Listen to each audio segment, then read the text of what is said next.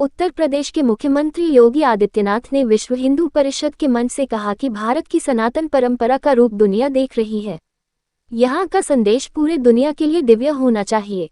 उन्होंने कहा कि याद करिए 1980 के बाद जो भी कुंभ या महाकुंभ का आयोजन हुआ, तब से संतों का संकल्प मूर्त रूप लेता रहा है।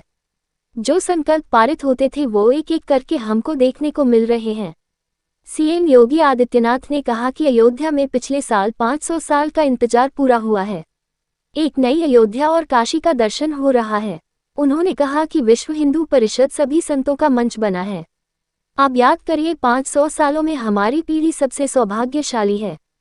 कई पीढ़ी नहीं देख पाई जो हमें देखने को मिला है। मैंने वो दृश्य भी देखा जब प्राण प्रतिष्ठा होने के अगले दिन अपेक्षा से ज्यादा भीड़ हुई थी। मुख्यमंत्री योगी आदित्यनाथ ने कहा, कोई राम मंदिर का पिल पकड़कर और कोई जमीन पर आंखों में आंसू लिए भगवान के दर्शन का इंतजार कर रहा था, लेकिन इसके लिए धैर्य जरूरी है। उन्होंने कहा, सनातन धर्म की तुलना किसी झाड़ी से नहीं हो सकती है। गुरु गोविंद जी महाराज ने इसी धर्म के लिए बलिदान दिया था।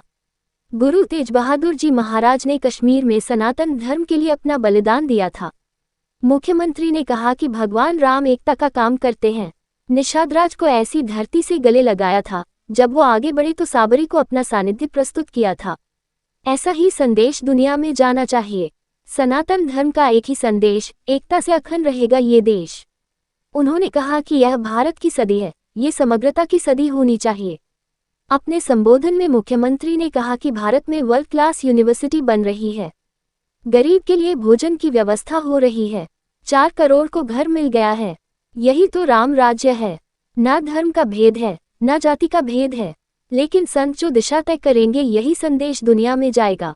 उन्होंने कहा कि 13 जनवरी से आज के दिन तक 10 दिन में कुल 10 करोड़ श्रद्धालु स्नान कर चुके हैं।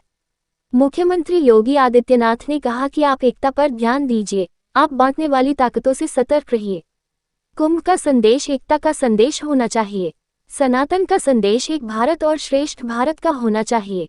उन्होंने कहा कि अगर भारत सुरक्षित नहीं तो सनातन धर्म या कोई सुरक्षित नहीं है। मुख्यमंत्री ने कहा कि उसकी तुलना कोई छोटे बोर्ड से नहीं होना चाहिए। जब मैं यहाँ आया तो अशोक सिंघल की याद आई। ये संतों को एकजुट करने के लिए प्राण मन से लगे रहते थे।